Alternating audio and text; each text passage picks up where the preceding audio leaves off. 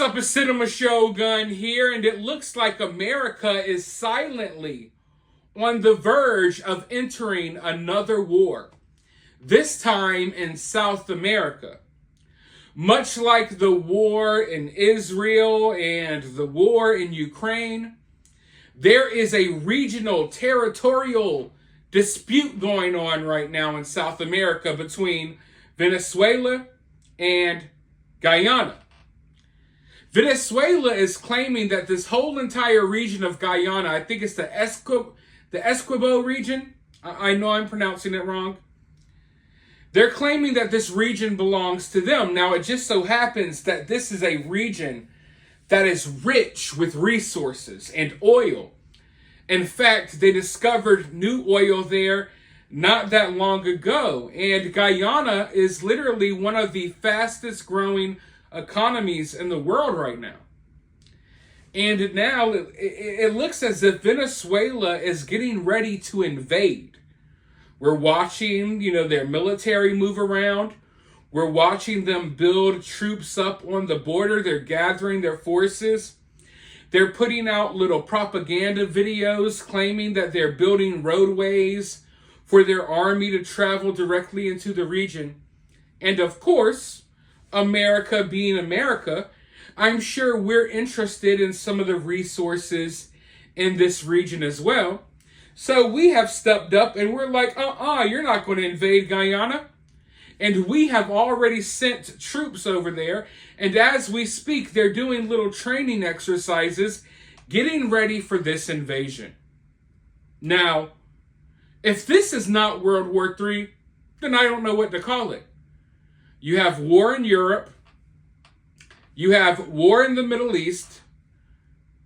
You have a war now breaking out in South America. And we all know China is ready to make a move on Taiwan. And the common denominator here is that America is involved in all of these conflicts. America is directly involved in all of these conflicts. Now, I talked about this briefly on Twitter, on X. If you have not followed me, go follow me over there. But I was hesitant on making videos about it because I was hoping that this conflict would kind of blow over, but the very opposite is happening. It's not blowing over. This conflict is blowing up. And we're looking at a scenario where any day now Venezuela might invade. And if they do, it looks like America, unlike what's going on in Israel and in Ukraine, it looks like America's going to directly, boots on the ground to get involved. That's what it looks like right now. Of course, the future has yet to be seen. We don't know what's going to happen. But some of the promises being made, some of the things that are being said by our government officials leads me to believe that unlike these other conflicts, we're going to have boots on the ground day one. Hoping that's not the case though. But I'm going to go ahead and roll this clip and then I'll be right back with more thoughts. The U.S. has announced coordinated military air exercises with Guyanese forces. That's as tensions soar over the contested oil-rich region of Essequibo. That's between Guyana and Venezuela. Meanwhile, the Brazilian president, Lula da Silva, has warned about a potential escalation, stating that war is not welcome in Latin America.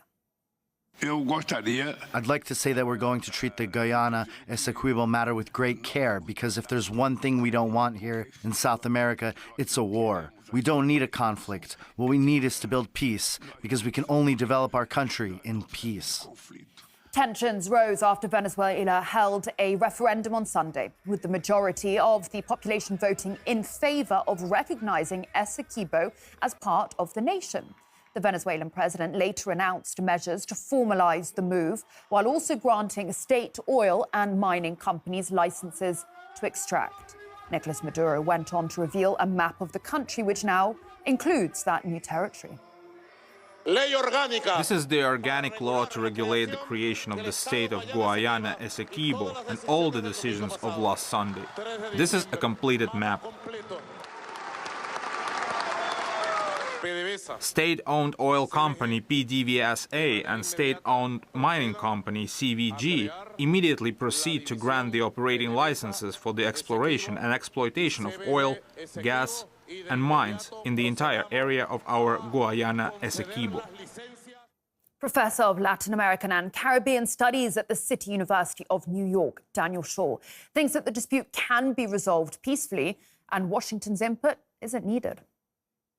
There's no reason for President Mohammed Irfan Ali to be on the phone with Anthony Blinken to coordinate military exercises. He should be on the phone with the Venezuelan leadership, with Nicolas Maduro, so they can resolve this in a peaceful and neighborly way. Venezuela's beef is not with Guyana, it's with ExxonMobil. So they're trying to weaponize the Guyanese to do their bidding. There's no reason that the Guyanese need the gringos, the Yankees, the U.S. imperialists to intervene when there should be cross-border talks, and there's enough resources for both the Guyanese and the Venezuelans to both profit in a mutually agreed upon democratic way. So this is once again the U.S. trying to create an enemy, a boogeyman, so they can justify huge expenditures who are going to benefit the U.S. military-industrial complex. And Biden, Trump, Bush, Obama, the Clintons, it doesn't matter. They are spokespeople for U.S. militarism. It's always tempting to dismiss this kind of concern as mildly comical. Venezuela, of course, is a basket case. A quarter of the population, 8 million plus people, has walked out of the country. Just an incredible economic collapse. Venezuelan military is in a pathetic state. So it's all about the oil. Since 2015 discovery by ExxonMobil, as you noted, there's enormous wealth there. And Guyana has been, in the last 3 years, their standard of living has skyrocketed with this newfound source of wealth. Hard to say what's going to happen. Brazil does not want a war to happen. They've moved a cavalry regiment up with armored cars to block the only road that goes from Venezuela to Guyana. The Guyanas do have 8,000 active and reserve troops. They have no navy. They have a tiny coast guard. It's unlikely it'll come to warfare, but Brazilian intelligence is reporting the Venezuelans are taking measures to actually invade, and Maduro has been spouting off in a very bellicose manner. So worth awareness. 2 U.S. delegations are headed to Suriname to buttress deterrence. Now look, I'm going to tell you, just like I told folks with the Palestinian-Israel conflict, I don't care about what border and land disputes these countries have had for the last 1,000 years.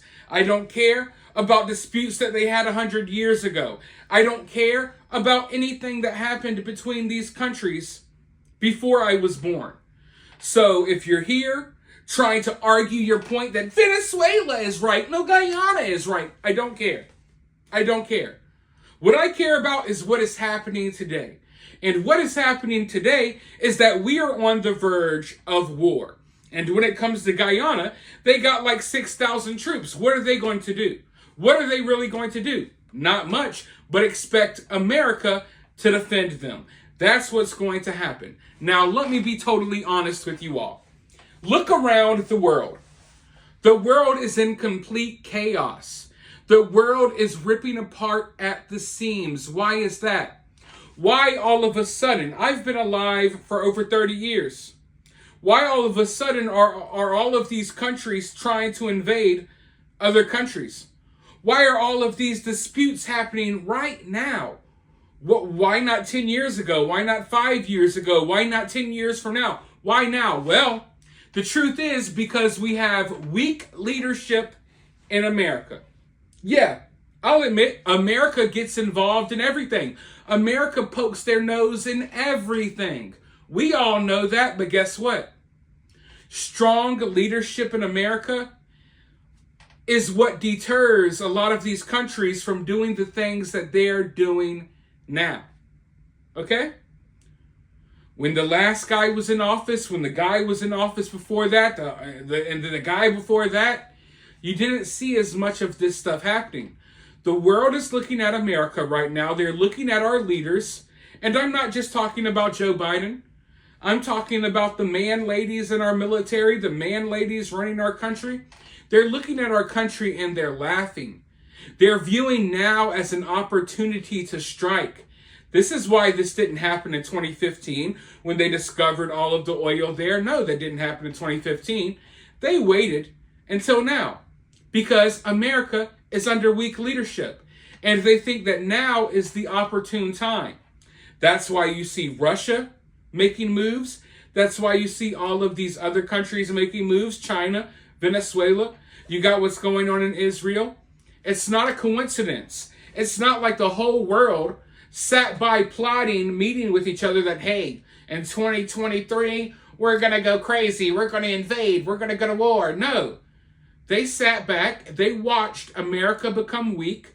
They watched as America is being led by weak people. And then they decided to make their moves because they know that America gets involved in anything and everything. When countries think about doing something, the first thing they think about is how is America going to respond? Oh, we don't want to do this because America will do this in retaliation. Maybe we don't want to invade that country because we're going to have to fight the U.S. military. You know, there are decisions being made around the world right now that would not be made if we were under different leadership.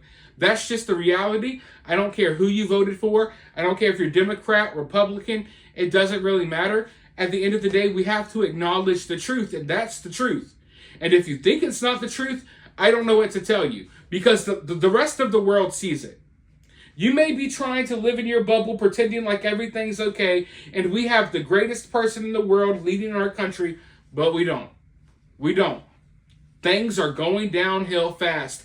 The world is falling apart at the seams. We are watching all of these people decide that now's the time for war. Now's the time to invade. Now's the time to make moves. It's not a coincidence.